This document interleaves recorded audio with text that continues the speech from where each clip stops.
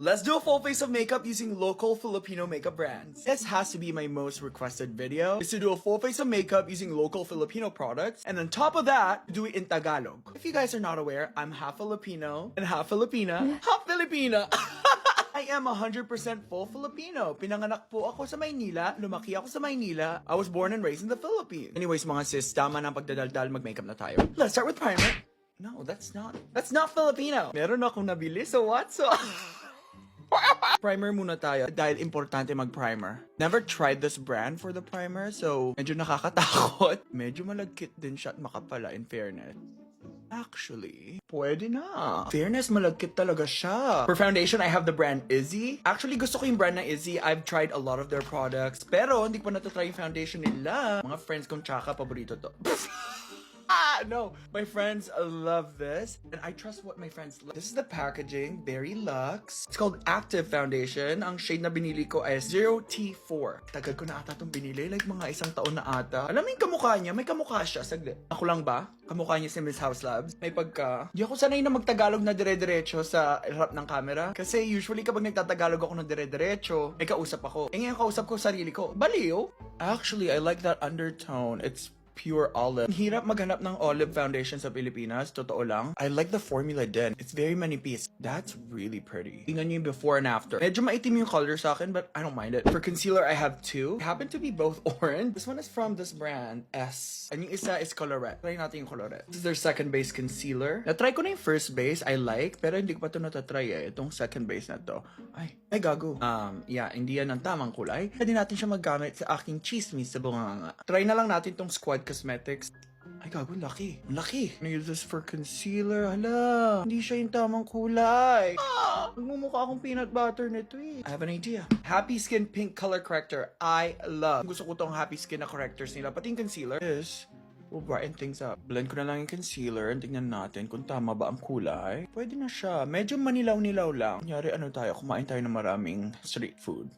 Kaya ba guys, anong favorite concealer niyo sa Pilipinas? Nope, we're not talking about concealing money like what a lot of politicians are doing. Pura ako. How about tong Vice Cosmetics concealer? Tama ba to? Ayan. Ayan ang magpapaliwanag sa ating future. Ayan! For brow gel, I'm gonna use Get Ready With Me Brow Max. Ito ang ginagamit ko for the past almost 3 years na ata. Simula pa nung unang labas to, yung puti pa yung packaging. Minsan medyo OA siya, pero OA din naman ako eh. So, pwede na. Papatayuin lang natin yan. Parang titi sa umaga. Magka-contour na tayo. I love Lucky Beauty Contour, Liquid Contour. This is in the shade Tan Lines. Halata namang gamit na, di ba? This is giving Charlotte Tilbury. And the color is so good. Napakabilis i-blend. Life, napakagaling mo dito. Sa dagdagan ko pa ng pink concealer yung under eyes ko kasi medyo manilaw-nilaw. Para tayong naparami ng boppies at isaw. We're gonna use BLK Liquid Blush, Tropical Nude. Gusto ko siya kasi medyo toasty yung dating niya. Very nice. Guys, next time na bumalik ako ng Pilipinas, sino ang gusto nyo makakulab ko? I'll tell you who I want to collab with. My wish in life is to collab with Yobab and Kevin. Gusto ko silang makasama. Let's go in with powder. Get Ready With Me Bright Pink Powder. I've loved this since it came out. Alam mo ang inaantay ko? A local brand na mag-release ng Ube collection. Can we do it? Can a brand do it with me? Let's do an Ube collection. It would be iconic. We would properly represent Filipinos. Medyo mukha akong espasol. Look at this blush from Lucky Beauty. Try natin siya. I haven't tried it before. The color's nice. Mukha ako na ba si Blythe? Guys, wala akong brow pencil galing sa Pilipinas, so I'm just using Benefit. Try natin itong palette ni Mama Jelly. I love Jelly Eugenio. I think he's one of the best makeup artists sa Pilipinas. After nito, dapat kamukha ko na si Nadine. Very ano lang siya, natural vibe, Siargao girl. Let's try out the shimmers and see kung ano ba siya, glittery.